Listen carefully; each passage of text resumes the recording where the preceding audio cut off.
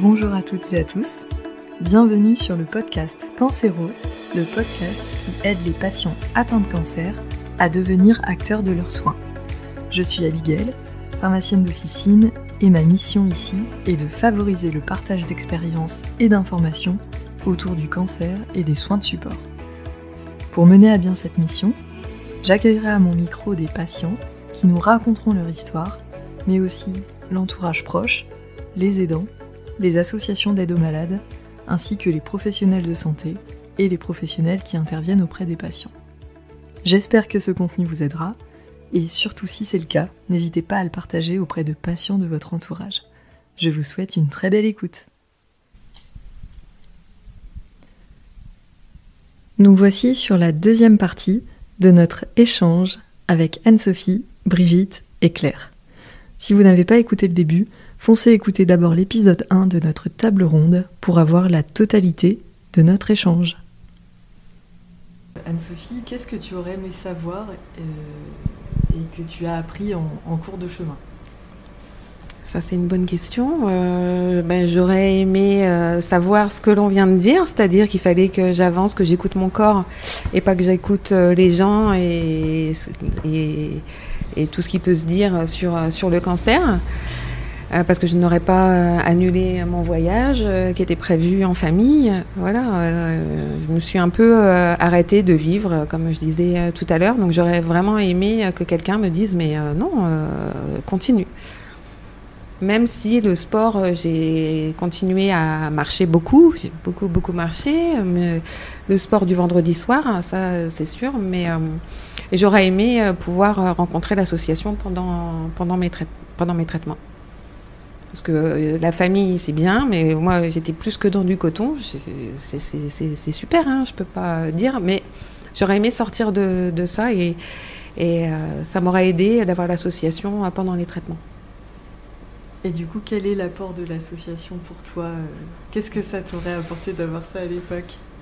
Ça m'aurait apporté de me détendre, d'accepter, peut-être plus facilement aussi, parce que l'acceptation de la maladie, l'acceptation des traitements, c'est quand même aussi très important. Et moi, il m'a fallu quand même du temps pour comprendre et accepter et se dire, bon, ça va aller, là tu te bats et tout va très bien, t'es guéri, parce qu'on t'a fait une tumorectomie, donc tu es guéri. Et là, c'est juste du traitement préventif. Et ça, c'est compliqué.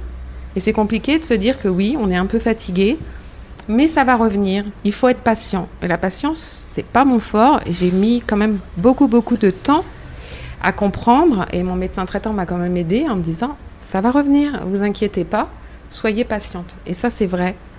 Et du coup, une fois qu'on a compris qu'il fallait être patient, on accepte plus de choses, on est moins tendu et on va de l'avant. Ce qui lui manquait à Anne-Sophie, c'était de vider son sac. C'est tout simplement ça. Une fois qu'elle a eu vidé son sac, après, ça a été beaucoup mieux. Et toi, Brigitte ? Moi, quand je réfléchis, je pense pas qu'il m'ait manqué quelque chose, parce que comme j'étais bien entourée professionnellement, dès le départ, on m'a dit quels seraient mes traitements jusqu'au bout et ce à quoi j'allais être confrontée. Donc là-dessus, j'étais bien informée. Et je suis allée dans l'association assez tôt, parce que je suis arrivée au mois de novembre et mon cancer est du mois de mai. Donc voilà, je ne ressens pas de manque par rapport à ça. C'est plus, moi, les réactions d'amis qui m'ont plus un peu marqué, qui ont eu tendance à s'éloigner, même si on ne peut pas les contaminer, mais on ne sait pas comment faire avec ça. Voilà. Mais personnellement, par rapport à la maladie, voilà, j'ai eu toutes les informations dont j'avais besoin pour traverser la période. Et comme disaient mes collègues, tu as traversé ça comme une lettre à la poste. Voilà. J'ai assez traversé ça, on va dire, tranquillement, normalement. Voilà, ça a suivi son chemin tout à fait quand même. Et qu'est-ce que l'association t'a apporté ? L'association, elle apporte énormément. Elle apporte déjà, on arrive, on est écouté. On est écouté, on rencontre beaucoup de personnes différentes, avec des parcours différents, qui sont toujours là pour répondre à nos questions si on a besoin, mais aussi qui sont là pour les activités, pour faire d'autres choses, on se vide la tête. Pour le théâtre, le bateau, le sport au bleuet, donc la gym et la piscine d'adaptation fonctionnelle. Ça permet de faire beaucoup de choses, de se vider la tête et justement de reprendre le cours de sa vie. Et c'est un palier vers la resociabilisation professionnelle aussi. Ça permet de ne pas perdre contact, de garder les contacts avec tout le monde et justement de pouvoir faciliter la reprise après professionnelle et dans la société. Ça a été difficile pour vous de reprendre le travail Alors, je vais prendre la parole, bien entendu. Donc, en 2021, moi, j'ai rencontré Claire avec un parcours assez particulier parce que je me suis inscrite à une grande course de Dragon Boat pensant joindre l'association de Reims. Mais j'ai quand même réussi à avoir le numéro de Claire et donc je l'ai rencontrée et l'association m'a apporté énormément de choses. Quand je suis allée voir Claire, je lui ai dit, ben voilà, je stagne, je n'arrive pas à sortir de tout ça, j'ai besoin d'un coup de pied aux fesses, je n'arrive pas à aller retravailler, j'étais un peu enfermée dans cette maladie qui n'en était plus une parce que j'étais guérie. Et voilà, j'ai dit, j'arrive pas à reprendre le travail, j'ai besoin d'aide. Donc j'ai eu de l'écoute de par l'oreille attentive et la bienveillance de Claire. Et après, de toutes les filles, quand j'ai intégré le bateau et après la troupe de théâtre. Mais la reprise du travail, oui, c'était très, très, très compliqué en ce qui me concerne parce que il y a eu changement de logiciel, changement de direction, etc. Tous mes anciens collègues qui étaient partis, donc c'était très compliqué de reprendre. D'ailleurs, je n'ai repris que cette année. C'est une problématique que tu vois souvent dans l'association, Claire, la difficulté C'est assez fréquent quand même. Après, ça dépend des conditions dans lesquelles travaillent les filles. Mais c'est vrai que à travers l'épreuve du cancer, il y a beaucoup de remises en question. Il y a beaucoup de personnes qui se réorientent, qui recherchent une autre activité ou qui veulent recommencer en fait à zéro. Mais c'est quand même assez compliqué d'être malade dans un monde d'hommes. Ah ouais. Moi, pour mon cas personnel, s'il n'y avait pas eu l'association, je ne serais pas ce que je serais devenue parce que j'ai changé de poste au moment où j'apprenais mon cancer. Alors je vais dire les choses comme elles sont. Quand j'ai dit à ma chef de service que j'avais un cancer du sein, elle me dit « surtout tu ne vas pas le dire à ceux chez qui tu pars ». Donc qu'est-ce que j'ai fait ? J'ai pris ma petite voix, je suis allée les voir, j'ai dit « voilà, je vais être honnête, on vient de me diagnostiquer un cancer du sein ». Et c'est un homme qui était en face de moi qui m'a dit « ça n'est pas grave pour le boulot, vous vous occupez de votre santé, on va s'occuper du boulot ». Super humain. Le problème, c'est que c'est plus lui qui était là quand je suis revenue après l'opération. Et là, l'autre, il m'a dit « oh, ben, un cancer du sein, c'est comme un cancer des intestins chez l'homme ». Alors déjà, moi, j'aurais mis plus bas que les intestins, mais ça, c'est chacun son truc. Mais voilà. Et voilà, c'était le début d'une grande histoire d'amour, en fait, où j'avais pas de boulot. Où pendant 2 ans et demi, j'ai cherché le boulot, parce que on était 2 à faire le boulot, un qui était encore plus à l'est de la France que nous, et moi. Lui, il y était depuis le départ, plein de bonne volonté. Il essayait de me donner ce qu'il avait le droit de me donner, parce que c'était tout contingenté par ce charmant cancer des intestins. Et j'avais la chance d'être dans une entreprise où je pouvais anticiper mon départ à la retraite. Donc, je suis partie à la retraite à 53 ans quand même. Hein. Voilà. Mais pendant 2 ans, heureusement qu'il y avait l'association, parce que je vais rester honnête jusqu'au bout, il y a des jours où j'ai bossé pour l'association au boulot parce que je n'avais rien à faire. Donc j'étais très contente d'avoir cette association. Voilà. Donc, et je ne regrette pas d'être partie depuis maintenant 7 ans de cette entreprise qui était pourtant une chouette entreprise. Enfin bon, c'est tout, c'est comme ça, quand on tombe sur un abruti, on tombe sur un abruti. Mais c'est terrible ce que tu racontes parce que au contraire, on devrait faciliter les choses au maximum. C'est déjà suffisamment difficile d'avoir eu les parcours de soins complexes qu'on connaît. Alors si en plus on nous met des bâtons dans les roues une fois la reprise faite, ça paraît impensable. Voilà, donc bon, c'est tout. Hein. Je me suis dit, je ne vais pas m'accrocher. J'avais fait un burn-out avant mon cancer, donc je me dis, je vais pas en faire un après, c'est pas la peine. Donc voilà. Donc j'ai repris ma liberté, et puis maintenant, je suis à 100 et quelques % dans l'association. Mais c'est très intéressant ce que tu dis par rapport au fait que le cancer est une épreuve tellement difficile que du coup on remet en perspective beaucoup de choses dans la vie, des priorités qui n'en étaient, enfin des priorités qu'on pensait être prioritaires n'en sont plus, et des choses qui nous paraissaient plus insignifiantes du coup deviennent prioritaires. Ça permet de remettre les choses en perspective, et c'est vrai que souvent ça signe aussi des transitions professionnelles, parce qu'on se rend compte que peut-être que le fait d'avoir été confronté au thème de la maladie, de la mort, enfin il faut le dire, on a aussi peur de mourir, enfin le cancer ça fait très très peur, peut-être aussi qu'on remet en perspective ses rêves, qu'on accomplit ses passions. Peut-être qu'on se donne plus la chance aussi de s'accomplir. Enfin, je ne sais pas ce que vous en pensez. On devient plus égoïste, et on se met certainement plus au premier plan qu'on l'était avant. Ce qui n'empêche pas. Enfin, moi, j'ai toujours mes quatre enfants, j'ai toujours mon mari, et ils sont toujours là, présents en permanence dans ma tête et partout. Mais je pense davantage à moi, ça c'est sûr. Mais le cancer, moi je l'ai jamais vu comme la mort. J'ai toujours vu comme un passage. Peut-être parce que j'ai évité les gros traitements aussi, j'en sais rien. Mais pour moi, il n'y a jamais eu cette idée-là derrière, même quand le médecin, le gynéco, m'a dit « Bon, comme on l'avait pensé, c'est un cancer. Alors vous l'aviez pensé, moi je l'avais envisagé, mais on n'en avait jamais parlé tous les deux.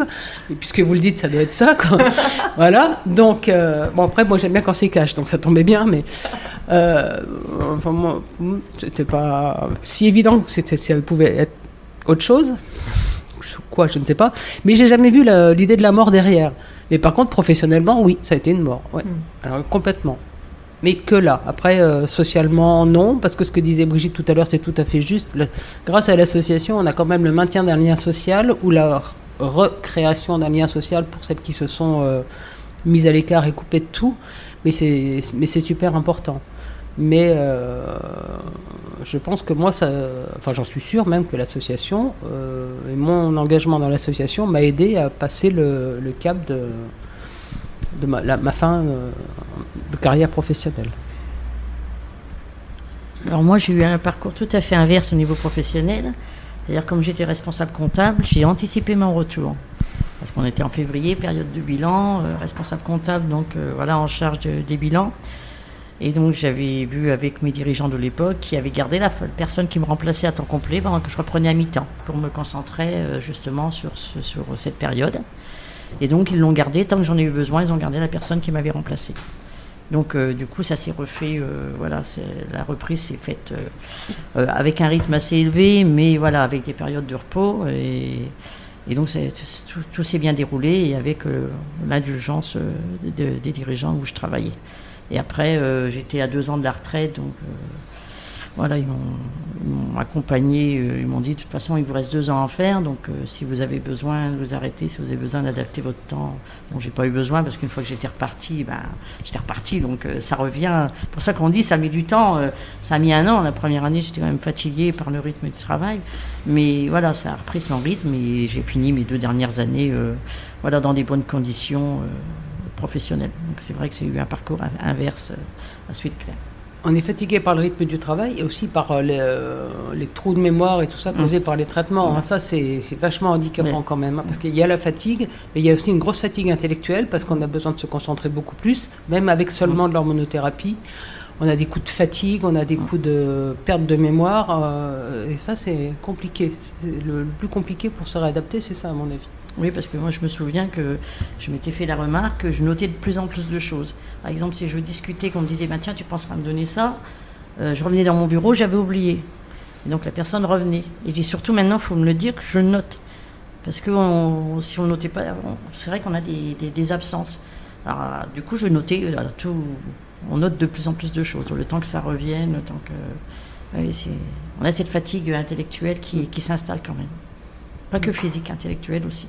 Non, mais c'est super d'en parler, c'est très très bien, et ça me fait penser à une conférence où justement une oncologue avait créé une appli justement où on peut faire des exercices intellectuels, parce qu'elle disait que c'était un effet secondaire qui était vraiment très très fréquent, et que en effet il fallait presque faire de la gymnastique intellectuelle pour sentir ses capacités revenir, parce que oui, on a l'impression d'avoir des oublis, et c'est vrai que c'est très, très handicapant, surtout quand on reprend le travail. J'imagine que ça peut être...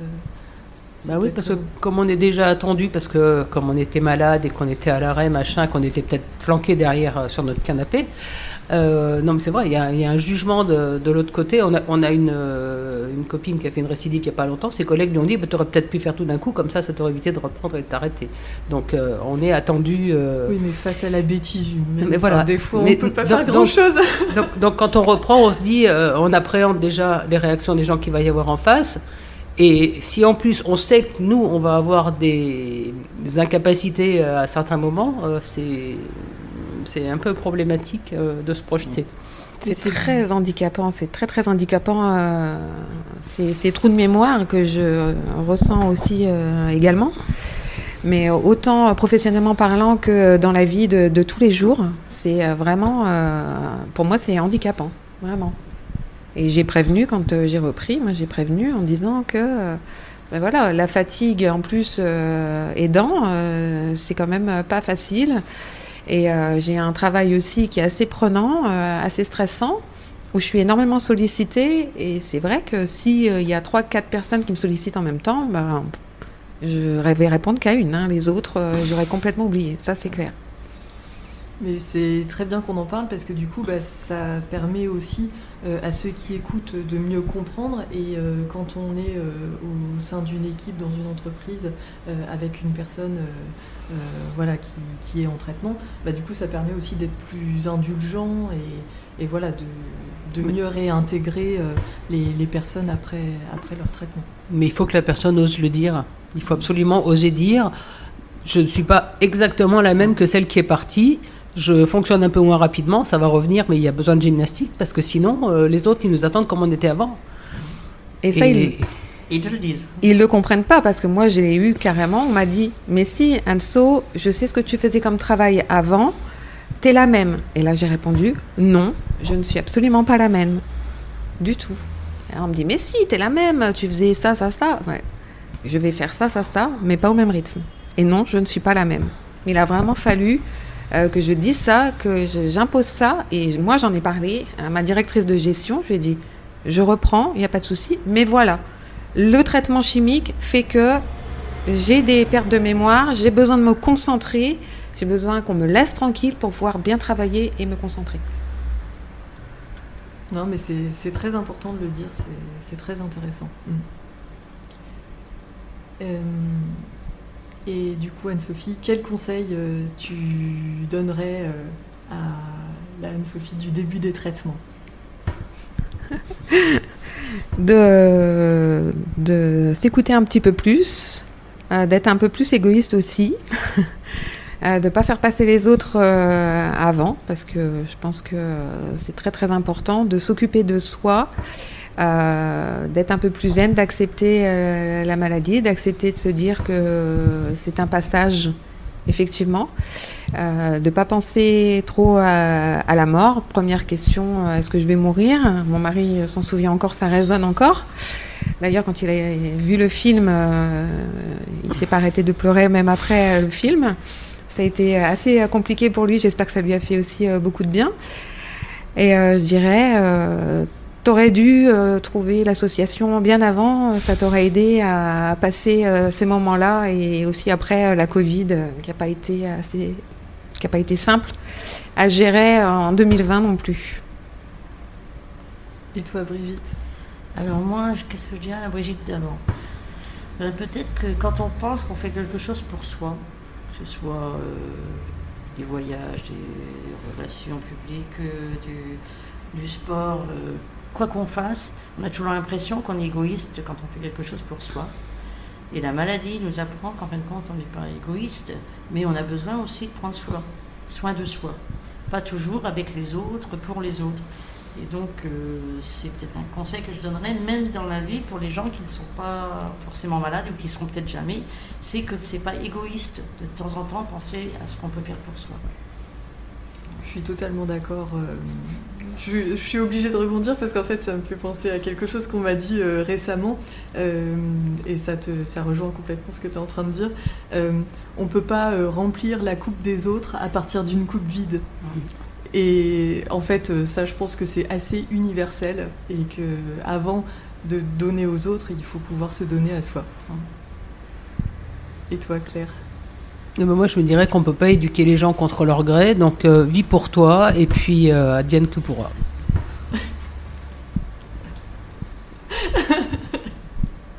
Merci. Et alors, dernière question avant qu'on passe à l'association. En quoi tout ce que vous avez traversé en termes de parcours de soins a été pour vous un révélateur de vie ? Eh ben, moi, je veux bien commencer. Ça a été un révélateur de vie pour toutes les raisons qu'on vient d'évoquer. De se dire que on n'a qu'une vie, qu'il faut en profiter, que les rêves peuvent être accessibles, qu'on peut vivre et bien vivre. On est capable de vivre pour soi. On peut donner aux autres, mais effectivement, il faut pouvoir déjà prendre soin de soi. Et voilà. Et toi, Brigitte ? Alors moi, je dirais que c'est un peu la même ligne. C'est-à-dire qu'aujourd'hui, on est là, demain, on n'est peut-être plus là. Que la vie, des fois, elle ne tient pas à grand-chose. On dit souvent un film, mais c'est vrai. Et qu'il faut profiter de la vie, quelles que soient les circonstances, quand on est bien, quand on est malade. Voilà, il y a toujours des moments où on peut profiter de la vie de diverses façons. Il ne faut pas hésiter, parce qu'elle est très courte, même quand on est en bonne santé et qu'on se retourne. J'ai 64 ans, mais en fin de compte, ce qui me reste à vivre, c'est sûrement plus court que les 64 ans que je viens de vivre. Donc, tout au long de la vie, il faut en profiter, partager les bons moments. Et la maladie, elle conforte dans cette idée de vie que j'ai quand même toujours eu, de philosophie, de profiter de chaque moment où on est avec des amis, en famille, avec les enfants. Voilà. Profiter de la vie. C'est tout à fait. Et toi, Claire ? Moi, je dirais qu'il ne faut pas se mettre plus de barrières que celles qui sont déjà existantes et qu'on ne peut pas lever. Les barrières financières, les barrières morales, j'en sais rien. Mais ne pas se fixer de barrières supplémentaires et, comme disait Brigitte, profiter du moment présent et avec les siens, avec qui on a envie d'être. Et puis, continuer à aller de l'avant de toute façon, mais en se faisant plaisir. Ainsi se termine la deuxième partie de notre table ronde en 4 épisodes. Pour écouter la suite, je vous donne rendez-vous la semaine prochaine. Et d'ici là, si ce format de table ronde vous plaît, n'hésitez pas à me le dire sur la page Instagram du podcast.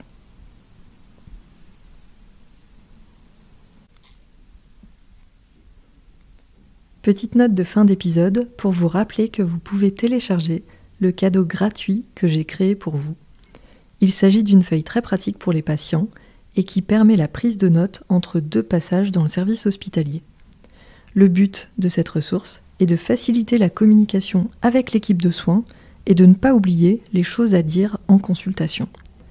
Vous pourrez y signaler vos symptômes, vos éventuels effets indésirables et noter toutes vos questions à poser aux différents professionnels du service. J'espère que cette ressource vous aidera dans votre prise en charge et vous trouverez le lien pour la télécharger gratuitement en note de l'épisode ainsi que sur la page Instagram. Merci d'avoir écouté ce nouvel épisode de Cancéro. Si le contenu vous a plu, n'hésitez surtout pas à le partager auprès de patients de votre entourage qui pourraient en avoir besoin. Vous pouvez aussi mettre 5 étoiles sur Apple Podcasts ainsi qu'un commentaire. Ça permet de rendre le podcast Cancéro plus visible et d'aider un maximum de patients. Si vous souhaitez me contacter pour me faire des retours sur les thèmes que vous aimeriez que j'aborde, me faire part de vos problématiques, ou peut-être même me raconter votre histoire, c'est sur la page Instagram du podcast que ça se passe, à cance.hero, canc.heros. Je vous souhaite une très belle journée, prenez bien soin de vous et à très vite.